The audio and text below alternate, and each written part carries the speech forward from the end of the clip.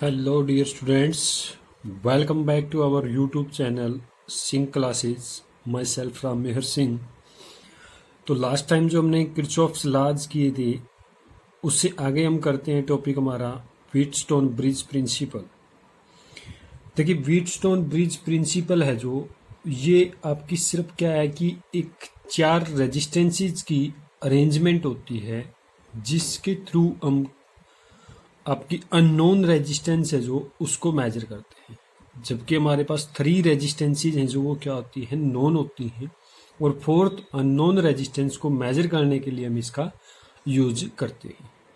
तो उसके अंदर जो व्हीटस्टोन ब्रिज बना होता है उसकी जो अरेंजमेंट है वो इस तरह से होती है कि हमारे पास P, Q, R, S 4 ऐसी रेजिस्टेंसेज हैं जिसमें P, Q, R नोन है और S आपकी अननोन रेजिस्टेंस है। ठीक है, तो इसको हमें कैलकुलेट करना है, इसकी हमने वैल्यू है जो वो निकालनी है।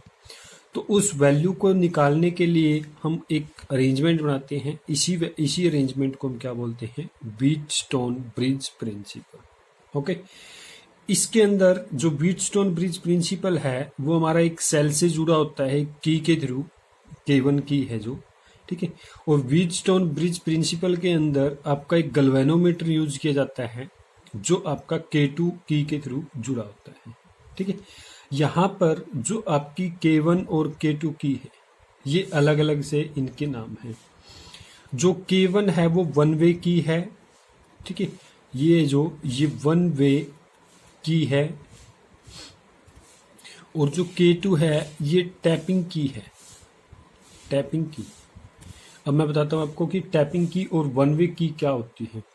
देखिए टैपिंग की क्या होती है, एक जस्ट मेटालिक स्ट्रैप है जो वो प्रोवाइड करवाई जाती है कॉन्टैक्ट्स के साथ, जिसमें आपकी मोमेंटरीली जब आप इसको प्रेस करते हो तो जो आपका सर्किट है उसको बनाया जा सकता है और तोड़ा जा सकता है।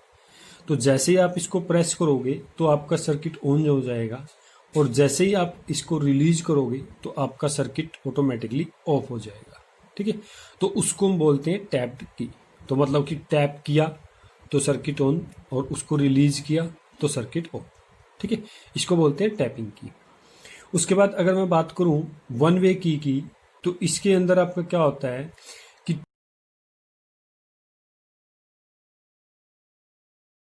2 टर्मिनल्स इसके होते हैं जिसमें से आपका सर्किट को मेकअप करने के लिए, ब्रेकअप करने के लिए यूज किया जाता है। देखिए इसके अंदर आपका क्या है कि एक इस तरह से 2 टर्मिनल्स हैं यहाँ पर ऐसे, ठीक है, और यहाँ पर एक स्ट्रिप यूज की जाती है जिसमें एक आपका गैप बना हुआ है, यहाँ पर दोनों के बीच में एक गैप बना होता है जिसमें एक स्ट्रिप है जो वो यूज की जाती है, कॉपर स्ट्रिप। तो स्ट्रिप को अगर हम इंसर्ट करवा देते हैं तो आपके दोनों एंड्स है जो, दोनों टर्मिनल्स है जो ज्वाइंट हो जाते हैं, सर्किट कंप्लीट हो जाता है उससे, ठीक है, तो वो ऑन हो जाता है, ठीक है। तो एक ही वे में यानी कि एक ही पाथ में, एक ही डायरेक्शन में उसमें करंट है जो वो फ्लो करता है, ठीक है, इसका यूज करके। तो इसको बोलते हैं 1 वे की और इसको बोलते हैं टैपिंग की, ठीक है। तो ये लिए जाते हैं आपके। अब हम बात करते हैं कंस्ट्रक्शन की। तो कंस्ट्रक्शन में हम इसमें सपोज करते हैं कि हमारे पास P Q आपकी रेजिस्टेंसीज है जो वो ए बी के अंदर, ए बी आर्म, ठीक है, और जो ए डी के अंदर है जो P Q A B और B C, यहाँ पर D मान लेते हैं, तो ये आपका B D, ठीक है।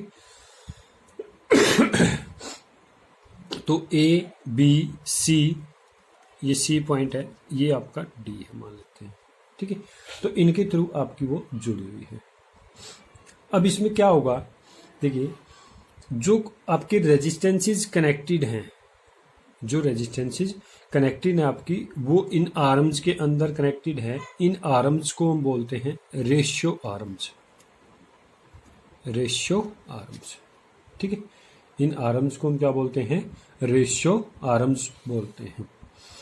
अब S आपका क्या है, अननोन है, हमें क्या निकालनी है, रेजिस्टेंस है जो अननोन वैल्यू की वो कैलकुलेट करनी है। तो उसको कैलकुलेट करने के लिए हम आपका क्या करते हैं, ब्रिज स्टोन को, जो आपका व्हीटस्टोन ब्रिज है इसको बैलेंस्ड करते हैं। तो इसको बैलेंस्ड करने की एक कंडीशन है कि इसमें आप क्या करते हो, सबसे पहले K1 की है जो उसको क्लोज करते हो और फिर बाद में K2 की को क्लोज करते हैं।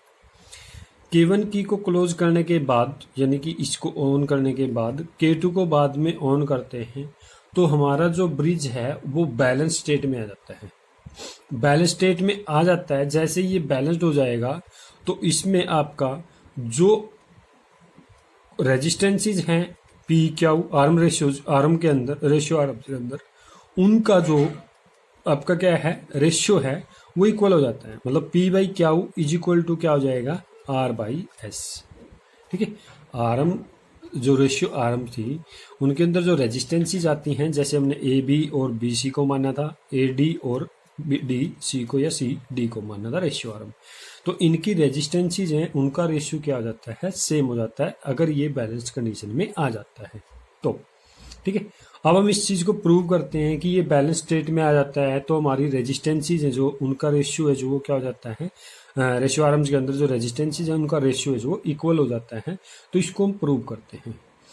लास्ट टाइम हमने किरचॉफ्स लॉज पढ़े थे दो। ठीक है, एक किरचॉफ्स करंट लॉ पढ़ा था, रूल पढ़ा था, और एक आपने वोल्टेज रूल पढ़ा था। तो उसी का यूज करके आप इन टर्मिनल्स पे करंट की वैल्यू है जो कैलकुलेट कर सकते हैं। तो वो करंट लॉ का यूज करके हम बता सकते हैं। ठीक है, करंट रूल का यूज करके। लेकिन हम यहाँ पर आपका जो क्लोज्ड पाथ के लिए हमने वोल्टेज रूल यूज किया था, उस वोल्टेज रूल को यहाँ पर हम अप्लाई करते हैं। तो लेट अस से कि आपका यहाँ करंट समझा देता हूँ मैं किस तरह से आपका डिस्ट्रीब्यूट हुआ है। यहाँ से आई करंट इसके अंदर एंटर कर रहा है ब्रिज के अंदर। इस ए पॉइंट पे वो आई करंट दो पार्ट्स में डिवाइड हो रहा है। एक पार्ट में आपका I1 करंट फ्लो कर रहा है, दूसरी में I माइनस I1 बच गया। ठीक है, यहाँ आप देखोगे बी से डी टर्मिनल की तरफ जो करंट मूव कर रहा है वो आपका IG मूव कर रहा है, which is through the galvanometer. ठीक है, उसके बाद आप बी से सी में देखोगे तो जो करंट मूव करेगा वो आपका क्या करेगा, I1 यहाँ से आया था, IG यहाँ चला गया तो I1 माइनस IG बच गया। उसके बाद आप डी से सी में देखोगे तो I1 माइनस I1 यहाँ से आ रहा था तो यहाँ से IG इसमें और ऐड हो गया तो ये I minus I1 plus IG। ठीक है, तो ये सारा करंट आपका यहाँ से मिलकर क्या बन गया जी, आपका IG बन गया। तो ये हम करंट लूप से प्रोवाइड करवा सकते हैं इस टर्मिनल पे कि करंट किस तरह से आया है टोटल। ठीक है, तो total current living the circuit and total current entering the circuits वो क्या होगा आपका इक्वल हो जाएगा।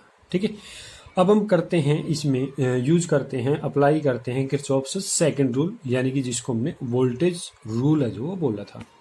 उसके अकॉर्डिंग देखिए क्या होगा। अब हम क्लोज्ड पाथ लेते हैं कुछ। तो जैसे स्टार्टिंग में हमने ए बी डी ए ले लिया। ठीक है, स्टार्टिंग में हमने क्या ले लिया, ए बी डी ए, यानी कि ये लूप हमने ले लिया स्टार्टिंग में। तो हमने देखा ए बी डी ए में जो टोटल वोल्टेज है वो आपकी कांस्टेंट रहने चाहिए। ठीक है, हमने पढ़ा था समेशन ऑफ ई, जो ई है वो किसके इक्वल होगा, समेशन ऑफ वी आई के। ठीक है, ये पढ़ा था हमने। तो इसमें देखो ई है जो आपका यानी कि सेल है जो, इसमें कहीं भी आपका क्या नहीं हो रहा, एनकाउंटर नहीं हो रहा, तो इसका मतलब वो तो हो गया 0। ठीक है, अब वी आई देखते हैं। तो पी के क्रॉस में जो आपका करंट है वो कितना है I1। तो वोल्टेज पोटेंशियल है जो वो कितना ड्रॉप हुआ, PI1। ठीक है, PI1। और उसके बाद प्लस में, क्योंकि देखो यहाँ से लूप ऐसे चला था तो इसकी डायरेक्शन में ये तो पॉजिटिव साइन कन्वेंशन याद रखने हमने। उसके बाद जी से गए तो सेम डायरेक्शन है करंट की भी। ठीक है, तो पोटेंशियल ड्रॉप पॉजिटिव होगा अक्रॉस द जी, तो वो कितना हो जाएगा भी जी इंटू में आई जी।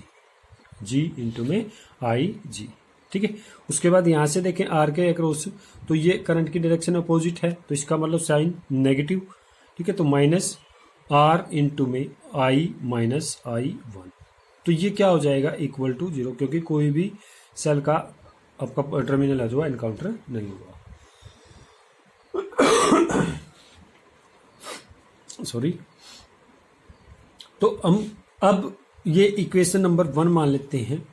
अब हम दूसरा जो अप्लाई करते हैं किरचॉफ्स रूल को दूसरे क्लोज्ड पाथ के लिए, तो वो क्लोज्ड पाथ मैं ले लेता हूं BCDB, BCDB यानी कि ये क्लोज्ड पाथ। ठीक है, तो ये था आपका A बी डी ए, अब मैं ले लेता हूँ बी सी डी बी। ठीक है, तो अब देखो बी सी में करंट फ्लो कर रहा है आई माइनस आई वन माइनस आई जी, और रेजिस्टेंस आपकी क्या है, क्यू है। तो क्यू के अक्रॉस जो वोल्टेज ड्रॉप आएगा वो कितना आएगा, क्यू इंटू में आई माइनस आई जी। ठीक है, आई वन माइनस में आई जी।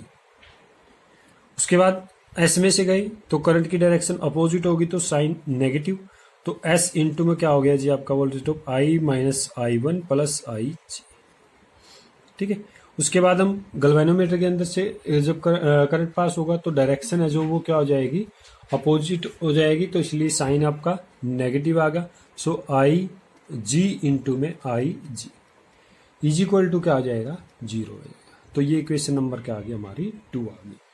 ठीक है, अब देखिए इक्वेशन नंबर 1 से और इक्वेशन नंबर 2 से हम वैल्यूज हैं जो वो कैलकुलेट करते हैं। कैसे वैल्यू कैलकुलेट करते हैं, देखिए अब आपकी वैल्यू यहाँ से पी आई वन है, यहाँ पर आपकी जी आई जी है, माइनस में I minus I one is equal to क्या होगा, 0 आ गया था। ये हमारे पास क्या आई थी, फर्स्ट इक्वेशन आई थी। अब आपने क्या करना है, आर की वैल्यू को इस तरह से एडजस्ट करना है कि गैल्वेनोमीटर आपका क्या दिखाए, null deflection, null deflection, zero deflection या नल डिफ्लेक्शन। ठीक है, तो इसका मतलब क्या हो गया, ब्रिज है जो आपका वो बैलेंस्ड कंडीशन में आ गया। ठीक है, जैसे ही ब्रिज बैलेंस कंडीशन में आएगा तो गैल्वेनोमीटर के अंदर जो करंट फ्लो कर रहा है वो क्या हो जाएगा, 0 हो जाएगा। वो क्या हो जाएगा, 0 हो जाएगा। ओके, तो हमने किसको एडजस्ट किया, आर को इस तरह से एडजस्ट किया कि गैल्वेनोमीटर के अंदर नल डिफ्लेक्शन आए, यानी कि बैलेंस्ड कंडीशन हो जाए, तो आई जी क्या हो जाएगा, 0। तो अब इन दोनों इक्वेशंस में आई जी को क्या कर देंगे, 0 कर देंगे। तो आपके पास क्या बचा, फर्स्ट इक्वेशन के according P I one plus G I G 0, ये तो 0 हो गया, इक्वल टू क्या हो जाएगा, देखो P I one equal to, ये प्लस का उधर चला गया तो माइनस का उधर चला गया तो प्लस, तो R into I minus I one हो गया। ठीक है, इक्वेशन नंबर मान लेते हैं थर्ड आ गई। इसी तरह से सेकंड में रख देंगे तो आई जी 0 रखेंगे तो यहाँ पर क्या बचेगा, क्यू आई वन बचेगा, इधर क्या बचेगा जी, इक्वल से इधर लेके जाते हैं तो यहाँ पर 0 हो गया, इधर 0 हो गया तो उधर लेके जाते हैं तो प्लस का हो जाएगा, तो एस इंटू में आई माइनस आई वन बचेगा। तो ये क्या हो गया आपका, फोर्थ इक्वेशन आ गई। ठीक है, अब हम क्या करते हैं, थर्ड को फोर्थ से डिवाइड कर देते हैं, थर्ड को फोर्थ से डिवाइड, तो पी आई वन, ठीक है, divide by Q I one is equal to क्या हो जाएगा, आर इंटू में I minus I one by में एस इंटू में आई माइनस आई वन। ठीक है, दीज आर सेम, तो ये आपको उसमें कैंसिल आउट। तो हमारे पास क्या बचा लास्ट में resultant, P by Q is equal to R by S. तो यहाँ से पी क्यू आर की वैल्यू हमें पता है, एस की वैल्यू अननोन है तो आप यहाँ से निकाल सकते हो। This imply that H is equal to क्या हो जाएगा, आर बाई में क्यू इंटू पी हो जाएगा, आर बाई में क्यू इंटू पी। ठीक है, तो एस इधर चला जाएगा, पी नीचे आ जाएगा, एस इधर चला जाएगा, पी नीचे आ जाएगा, sorry, R by P into में क्यू हो जाएगा। ठीक है, आर बाई में पी इंटू में क्यू। तो इस तरह से हमने ये अननोन वैल्यू है जो वो क्या कर ली है, कैलकुलेट कर ली है। ठीक है, अब इस मेथड के लिए, ये मेथड जो हम यूज करते हैं वो क्यों यूज किया जाता है, ठीक है, या इस मेथड को यूज करते समय हमें क्या क्या चीजें ध्यान में रखनी पड़ती हैं, कुछ पॉइंट्स हैं जो हमें यहाँ पर नोटिस करने पड़ते हैं। तो वो पॉइंट नोट डाउन करते हैं हम, तो वो क्या क्या है देखिए। तो by using this method unknown resistance is measured very accurately. तो जो आपने एस की वैल्यू यहाँ पर मेजर की है इस मेथड का यूज करके, वो बड़ी एक्यूरेट वैल्यू है जो वो आती है। ठीक है, it remains unaffected by the internal resistance of the source and resistance of galvanometer। मतलब क्या कि इंटरनल रेजिस्टेंस है जो सोर्स की वो क्या है, ठीक है, और गैल्वेनोमीटर की रेजिस्टेंस है जो वो क्या है, इससे इस चीज पे इसके ऊपर कोई इफेक्ट नहीं पड़ता है। तीसरा जो सबसे इम्पोर्टेंट है कि जो आपका व्हीटस्टोन ब्रिज प्रिंसिपल है वो मोर सेंसिटिव हो जाता है अगर आपका क्या हो जाता है, रेजिस्टेंस है जो सभी आर्म्स के अंदर वो लगभग क्या हो जाए, इक्वल हो जाए। ठीक है। यानी कि ब्रिज की आर्म्स के अंदर जो रेजिस्टेंसेज हैं, पी है, क्यू है, आर है, एस है, अगर वो सारी की सारी क्या हो जाएं, लगभग इक्वल हो जाएं, नियरली इक्वल टू, ठीक है, तो उससे में आपका जो ब्रिज है वो क्या हो जाएगा, मोर सेंसिटिव हो जाएगा। यहाँ पर ऐसा आ गया, ठीक है। तो ये क्या हो जाएगा, मोर सेंसिटिव। उसके बाद अगर हम इसको यूज कर इसका यूज हम है जो वो नहीं कर सकते वेरी हाई रेजिस्टेंस कैलकुलेट करने के लिए और वेरी लो रेजिस्टेंस कैलकुलेट करने के लिए, तो इसका मतलब क्या हुआ कि इसका यूज हम इंटरमीडिएट रेजिस्टेंसेस को कैलकुलेट करने के लिए यूज करते हैं, ठीक है। इसका हम इंटरमीडिएट रेजिस्टेंसेस को कैलकुलेट करने के लिए इसका यूज करते हैं। मतलब कि ना तो हम ज़्यादा हाई रेजिस्टेंस इससे कैलकुलेट कर सकते और ना ही हम ज़्यादा लो रेजिस्टेंस इससे कैलकुलेट कर सकते। तो हम क्या कर सकते हैं, इंटरमीडिएट जो आपकी रेजिस्टेंसेस हैं उनको हम इससे कैलकुलेट कर सकते हैं, ठीक है। तो इस तरह से आपकी जो रेजिस्टेंसेस हैं जो वो कैलकुलेट की जा सकती हैं इससे, अननोन रेजिस्टेंस है जो वो कैलकुलेट की जा सकती है इससे। तो वो आपका वर्क कैसे करता है ये सारा मैंने आपको अच्छी तरह से डिटेल में बता दिया है, ठीक है। तो इस तरह से आपको छोटे छोटे टॉपिक्स, छोटी छोटी वीडियोज हैं जो इस तरह से डेली अब आपको मिलती रहेंगी। अब आपका बीच में कोई भी हम गैप नहीं रखेंगे, मे भी मजबूरी में कोई गैप हो सकता है, अदरवाइज आपको डेली आपकी ये वीडियोज हैं जो हमने शुरू की हुई है सीरीज, जो लगातार टॉपिक वाइज टॉपिक हम दे रहे हैं, आपको प्रोवाइड करवा रहे हैं वीडियो, तो उसके लिए आपका जो कंटिन्यू हमारा प्रोसेस है जो वो चलेगा अब, ठीक है। डेली आपको छोटी छोटी वीडियो क्लिप्स जो मिलती रहेंगी, आप उनको अच्छे से करते रहिए, अपनी तैयारी है जो वो जारी रखिए। स्कूल्स आपके बहुत जल्दी खुलने वाले हैं, ठीक है। मे भी हो सकता है कि जहाँ पर ज़्यादा केसेज हो गए हैं वहाँ पर स्ट्रिक्टली लॉकडाउन अब फॉलो किया जाएगा, लेकिन जहाँ पर कम केसेज हैं तो वहाँ पर आपको कुछ छूट के तहत आपके स्कूल जो लग सकते हैं, ठीक है। मैं भी देखते हैं वो ऑर्डर जो सरकार का जैसे भी आदेश होगा तो उसके अकॉर्डिंग ही आपका स्कूल जो खोले जाएंगे। तो तब तक आप हमारी इन वीडियोज़ को अच्छी तरह से देखते रहिए और अपने काम को कंटिन्यू रखिए, अपनी स्टडी को कंटिन्यू रखिए, ताकि बीच में आपको कोई ज़्यादा गैप ना मिले। अब हम इसलिए वीडियोज़ को जल्दी जल्दी आपकी प्रोवाइड करवाएंगे, लगातार प्रोवाइड करवाएंगे, कंटिन्यूसली आपको मिलती रहेंगी वीडियो, ठीक है। तो आपका इतने ढेर सारे आपके इतने प्यार के लिए, आपने इतना टाइम हमारी वीडियोस को देने के लिए आपका तहे दिल से धन्यवाद। तो मिलते हैं फिर नेक्स्ट वीडियो के अंदर, ठीक है, जिसमें आपकी नेक्स्ट टॉपिक्स हैं जो छोटे छोटे टॉपिक्स की वीडियोस क्लिप्स हैं जो हम आगे डालते जाएंगे, चाहे हमें एक टॉपिक की वीडियो ही क्यों ना डालनी पड़े, तो वो करते रहेंगे, ठीक है, ताकि आपके लिए भी आसानी रहे और हमारे लिए भी आपको समझाना ईजी रहे, ठीक है। तो मिलते हैं नेक्स्ट वीडियो में एक नए टॉपिक के साथ। ये टॉपिक काफ़ी इंपॉर्टेंट था, इसको आप अच्छे से करेंगे, ठीक है। इससे रिलेटेड प्रॉब्लम्स हैं जो न्यूमेरिकल प्रॉब्लम्स हैं जो उनको अच्छे से करेंगे। अगर कोई चीज़ ना समझ में आए तो आप मेरे को कॉल कर सकते हैं, ठीक है। ओके, मिलते हैं नेक्स्ट वीडियो में, तब तक के लिए गुड बाय।